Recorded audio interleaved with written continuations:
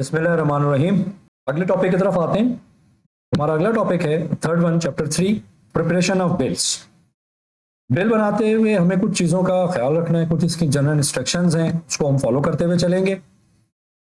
ये इंस्ट्रक्शंस हमारे काम आएंगी और जो भी बिल बना रहा होगा, डीडीओ अगर खुद बना रहा है या उसका अकाउंटेंट बनवा रहा है, असिस्टेंट बनवा रहा है, तो वो उन चीज़ों को इंश्योर करेगा जो यहाँ पर लिखी हुई है। प्रिंटेड फॉर्म ऑफ बिल्स यकीनन यूज़ किए जाएंगे इंग्लिश में। आपके पास प्रिंटेड फॉर्म भी हैं, आप उसके ऊपर लिख सकते हैं, उसको कंप्यूटर में कन्वर्ट भी कर सकते हैं, वहां से टाइप करके भी उसको आप निकाल सकते हैं, लेकिन फॉर्मेट जो गवर्नमेंट का है वो फॉलो किया जाएगा, उससे आप डेविएट नहीं कर सकते। जितने भी बिल्स हैं वो साइन होंगे और इंक से बनेंगे, पेंसिल से कोई बिल नहीं। आपने ओनली जरूर लिखना है, रुपीज भी लिखे जाएंगे वर्ड्स में और फिगर्स में। जितनी भी करेक्शंस और ऑल्ट्रेशंस हैं उन सबको इनिशियल किया जाएगा और अटेस्ट किया जाएगा, उसको ऐसे अधूरा नहीं छोड़ा जाएगा। कोई भी अगर हमने करेक्शन किया तो उसको ठीक करके उसके ऊपर हमने इनिशियल करने। इरेजर्स एंड ओवर राइटिंग को हर सूरत में हमने अवॉइड करना है। अगर हमसे कोई गलती हो जाती है तो उसको हमने करेक्ट करना है, और इन जो incorrect entry should be cancelled neatly in red, और रेड इंक से हमने कैंसिल करके रेड इंक से हमने नई एंट्री इंसर्ट करनी, के पुरानी एंट्री भी हमें नजर आ रही हो। फुल अकाउंट क्लासिफिकेशन हमने चार्ट ऑफ अकाउंट्स में बात की थी, हेड ऑफ अकाउंट्स, उस हिसाब से बिल बनेगा। एक बिल के ऊपर एक से ज्यादा जो हेड ऑफ अकाउंट है उसका बिल नहीं बन सकता। मतलब मिसाल के तौर पे स्टेशनरी का बिल बन रहा है तो एक वक्त में आप स्टेशनरी ही के हेड ऑफ अकाउंट के बिल बना सकते हैं। उस TR30 के अंदर एक से ज्यादा आप उसमें शामिल, मतलब स्टेशनरी और अदर्स का एक ही TR30 नहीं बनाएंगे, सेपरेट सैंक्शंस लेंगे, सेपरेट बिल्स TR30 बनेगा। Fractions of पैसा shall be eliminated from accounts payable. Fractions हमने उसको eliminate कर देना है, उसको राउंड ऑफ हमने कर देना है। उसके बाद हम बात करेंगे प्रेजेंटेशन ऑफ क्लेम की। गवर्नमेंट के पास कोई भी अगर हमने पेमेंट रिसीव करनी है, पेमेंट क्लेम करनी है, तो उसके लिए हमको क्लेम दाखिल करना पड़ेगा, प्रेजेंट करना पड़ेगा, उसके बगैर हमें पेमेंट नहीं मिलेगी। एरियर्स के बिल भी ऐसे ही हैं कि कोई भी जो एरियर है वो हमने जो है वो बनाना है और उसको प्रेजेंट करना है। अगर कोई एरियर 3 साल से लेकर 10 साल तक के पीरियड पर मुश्तमिल है तो उसमें प्रिंसिपल अकाउंटिंग ऑफिसर या HOD की इजाजत के बगैर, सिंध डेलीगेशन में है ये कि उसकी सैंक्शन के बगैर वो बिल पास एरियर का नहीं होगा। पे एंड अलाउंसेस की बात की जा रही है यहाँ पर। पहले ये 6 साल था और मैक्सिमम पीरियड अब उसको उन्होंने बढ़ा के 10 साल, 3 साल से 10 साल, और इससे 3 साल से जो नीचे के क्लेम होंगे उस पर HOD या जो सेक्रेटरी है, प्रिंसिपल अकाउंटिंग ऑफिसर, उसकी सेक्शन की जरूरत। स्पेसिमन सिग्नेचर बहुत इंपॉर्टेंट है। आप लोग जब भी कोई भी नया DDO अपॉइंट होगा तो वो अपनी स्पेसिमन सिग्नेचर ट्रेजरी ऑफिस को लाजमी भेजेगा। जब भी कोई नया आएगा पुराना वाला उसके सिग्नेचर साइन करके ट्रेजरी ऑफिस को स्पेसिमन सिग्नेचर वहां पर भेजे जाए। उसके बाद हम बात कर लेते हैं डिडक्शंस फ्रॉम बिल्स की। बिल्स में से कुछ डिडक्शंस होनी है, फंड ऑटोमेटिकली डिडक्ट किया जाएगा, अकाउंट ऑफिस करेगा, टैक्सेस भी वही करेगा।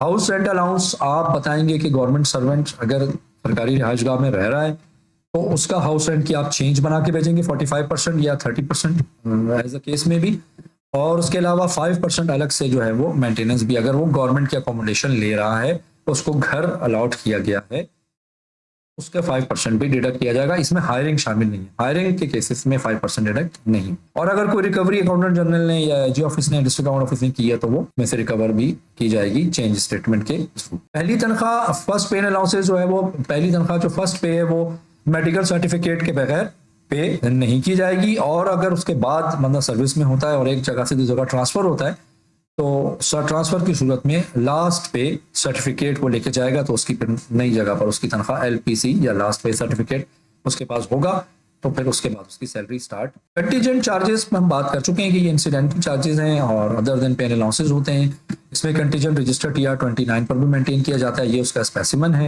इसको आप लोग देख लीजिएगा या फिर बुक में भी होगा, किताब से भी।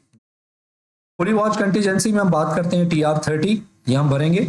TR30 ये वो बिल है जिसको फिल किया जाता है और अकाउंट ऑफिस में जो और कुछ कागजात हैं, सैंक्शन ऑफ एक्सपेंडिचर, वाउचर्स, उनके साथ इसको लगाया जाता है और जमा करवाया जाता है। पहले तो ये फिजिकली जमा होते थे, अब ये ऑनलाइन बिलिंग सोल्यूशन के तहत के OBS सिस्टम के थ्रू ये चीजें ऑनलाइन जमा की जाएंगी। तो TR30 फिर भी भरा जाएगा। इसमें आपने मंथ लिखना है, बिल नंबर जो भी होगा आपके ऑफिस के रिकॉर्ड में जो बिल नंबर चल रहा होगा वो आ जाएगा। मेजर फंक्शन, माइनर, डिटेल और सब डिटेल फंक्शन मैंने बताया था 092 101 सेकेंडरी का था, वो यहाँ पर डलेगा। फाइनेंशियल ईयर जो भी है 24-25 है, 25-26 है, जो भी फाइनेंशियल ईयर वो आ जाएगा। कॉस्ट सेंटर आ जाएगा।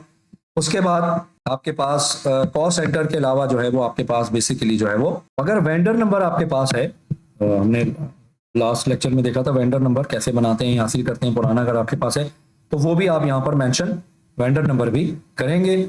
उसकी स्टैम्प बनवा लें या हाथ से इसको टाइप कर लें या लिख लें, जैसे भी होगा।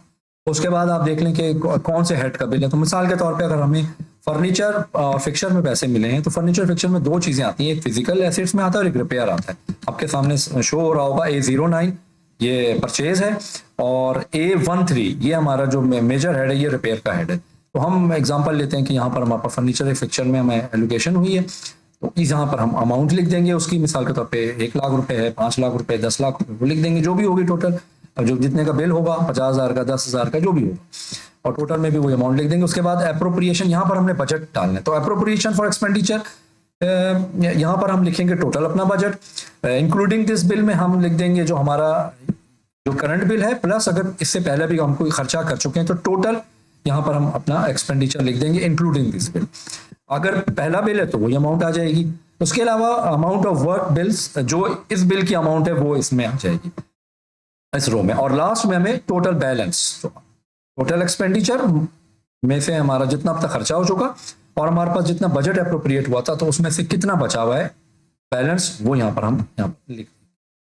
उसके बाद बाकी चीजें रोज हम खाली छोड़ देंगे क्योंकि हमने एक ही हेड ऑफ अकाउंट का एक ही बिल बनेगा। उसके बाद हम लास्ट में ग्रैंड टोटल में वही अमाउंट लिख देंगे जो बिल की 20,000 या 50,000 रुपए होगी। और उसके बाद हम इस वाले पर आ जाएंगे, यहाँ पर हम अपने जो टैक्स की कैलकुलेशन है वो यहाँ पर परफॉर्म करके लास्ट में हम यहाँ पर DDOs को साइन कर देंगे।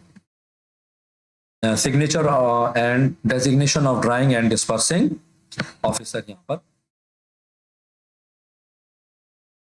अच्छा, ठीक है जी, ये आपको क्लियर हो गई बात। यहाँ पर हमने एक नोट शीट की बात भी थी कि स्पेसिमन है ये, जब हम सैंक्शन ले रहे होंगे तो इस तरह की एक नोट शीट हम अपने फाइल के लेफ्ट साइड पर नोट शीट पेज ओपन करेंगे और जो भी हमारे पास वाचर होगा, सेल्स टैक्स इनवॉइस होगी, उसकी डिटेल हम लिखकर अपनी सैंक्शनिंग अथॉरिटी को बजट के साथ प्रिपेयर करेंगे, बना के और फिर उसको आगे प्रेजेंट कर देंगे, फॉरवर्ड कर देंगे।